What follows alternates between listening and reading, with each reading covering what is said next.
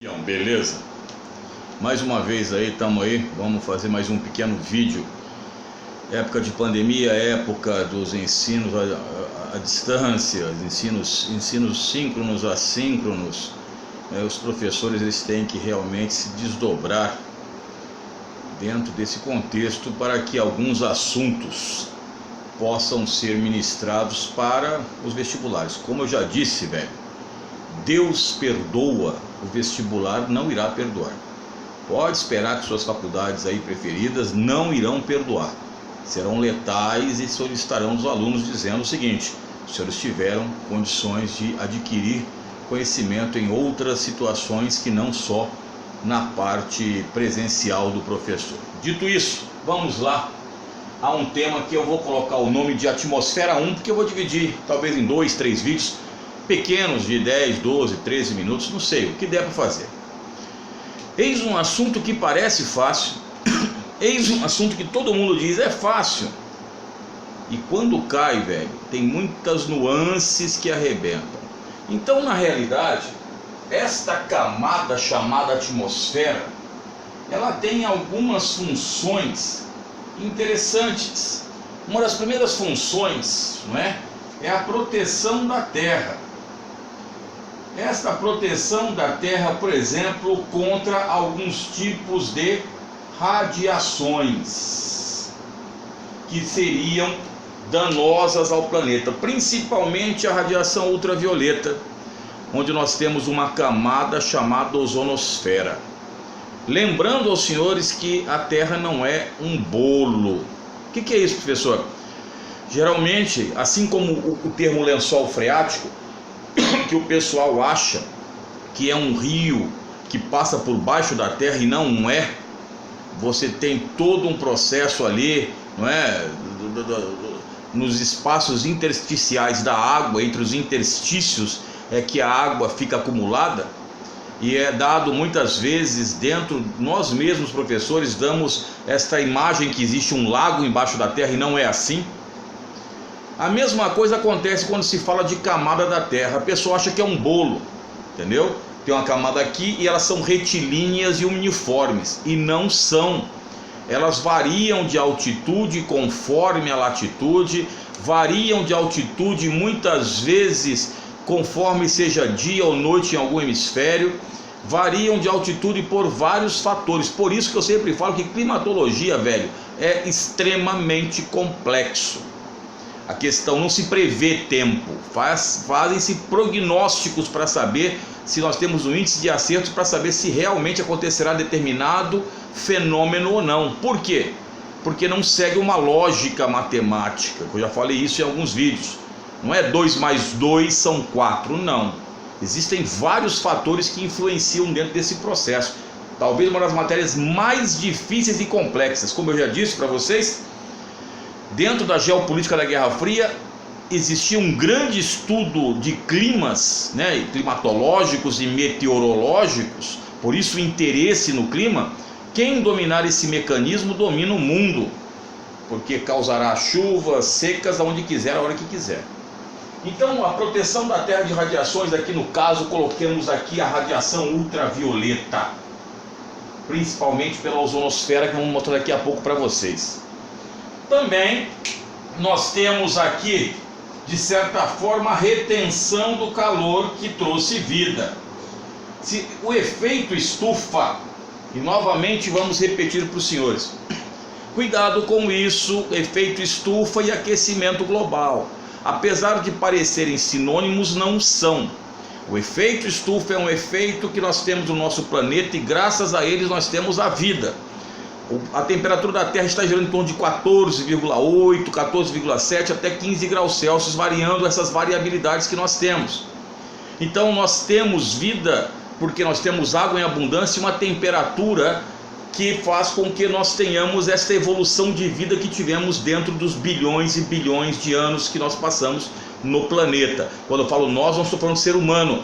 Ser humano enquanto ser humano, provavelmente há 2 a 4 milhões de anos, os protoprimatas vieram para depois da origem as diversas situações e vertentes humanas. Cuidado com isso em provas. Então a retenção do calor, a vida, nós temos água, o mar retém calor, ele é um grande dínamo climático junto com o sol, aquela coisa toda. E lógico, a proteção da Terra também contra corpos celestes, a entrada de corpos celestes. Espera aí, professor, toda vez que nós vemos aí os filmes, o pessoal fala de destruição.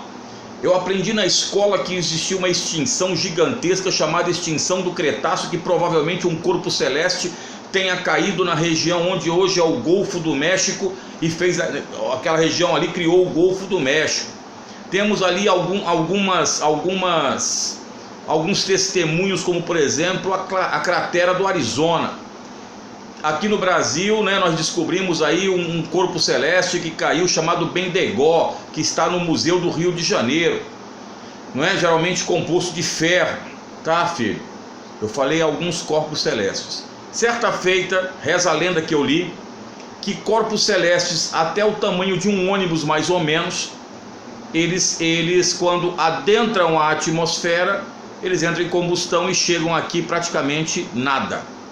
Não chegam até a situação. Professor, mas teve em 1908 lá na Sibéria uma explosão que foi gigantesca na região de Tugunska, mas ninguém achou nada. Por quê? Porque quando o corpo celeste adentrou ao planeta Terra, lembrando que os cometas, asteroides e outros podem atingir velocidades muito grandes. Um cometa atinge, por exemplo, 77 km por segundo. Asteroides provavelmente atingem velocidades similares a essa. Então, quando ele adentrou e ele veio chocar, ele explode antes de chocar-se com o planeta Terra. Então, quer dizer, ele adentrou a atmosfera, antes de chocar-se com o solo, ele explodiu. Dentro daquela situação de Tugunska, reza uma lenda que não é lenda, que você sabe que a Terra gira. Nós vamos ver depois que a rotação da Terra, que se dá de oeste para leste, se dá em velocidades diferentes. Se dá uma velocidade no Equador, se dá uma velocidade nos trópicos, se dá uma velocidade também no círculo polares, e no polo a velocidade é nula. Cuidado! A velocidade de rotação da Terra decresce, diminui da circunferência da linha do Equador até o polo, onde ela é nula. Então, quer dizer, a linha do Equador gira toda a massa a mais ou menos 1.666 km por hora. Agora, mais ou menos, vou chutar aqui um tempo, os trópicos em torno de 1.380, 1.400 km, até chegar à velocidade nula no Equador. Isso também, de certa forma, será responsável pela questão dos ventos, fião. Os ventos, que é o ar em movimento. Então, cuidado com isso nas provas também que vocês têm. Mas então, voltando ao gigantesco corpo celeste de Tugunska, quando ele adentra, se ele não entrasse naquele momento com a rotação da Terra, ele poderia ter atingido uma cidade talvez europeia, não é? Porque você se dá de oeste para leste, então a Terra estava girando de oeste para leste, quer dizer, ele deveria bater na Europa, chocar-se na Europa, a cidade de repente, ou no mar, criando talvez ondas, vagalhões gigantes. Então, estou colocando isso, aí o pessoal levanta a hipótese de ter sido uma nave espacial, não há provas sobre isso. Então a Terra, ela protege. É claro que, por exemplo, um corpo celeste que cria uma feição chamada Golfo do México, ao adentrar no planeta, ele não poderia de forma alguma, ele sofreu uma redução, mas o impacto foi de alguns bilhões de bombas atômicas. Só para que você entenda uma coisa, quando você lê gibi, tem um deus ali chamado, um semideus, vou colocar semideus para não comprar briga com ninguém, que é um semideus nórdico ou um deus nórdico, né? Chamado Thor, o deus do trovão, filho de Odin, lá senhor de Asgard.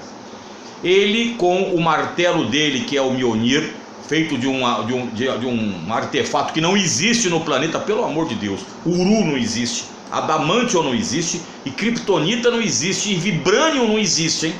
Isso aí é só em gibi. Existe o criptônio, mas a criptonita não. Então reza a tradição que Thor controla as tempestades. Por quê? Só para que você tenha noção, quando vem uma tempestade ao longe, se você pudesse concentrar toda a energia da tempestade na sua mão, você teria uma energia mas muito maior que todo o arsenal atômico do planeta Terra reunido. Então o homem que se arroga de repente grande senhor das situações, dentro dos processos naturais nós não somos absolutamente nada. Por isso que a movimentação, o clima, né, o próprio Zeus, ele era o deus que fazia lá, o deus grego, ou Júpiter para os romanos, que soltava seus raios e etc. Então reparem o poderio. Então quando um corpo celeste caiu, como foi o caso da extinção do Cretáceo, você teve bilhões de bombas atômicas ali concentradas ali. Não foi o corpo em si que matou todos os dinossauros, como alguns falam, não. É lógico que o choque deve ter estremecido, não é, grandes regiões do planeta. É lógico que o choque deve ter matado pelos deslocamentos. Vocês viram no Líbano o deslocamento de ar com a explosão do nitrato de amônio. Ali deve ter matado vários, mas não todos.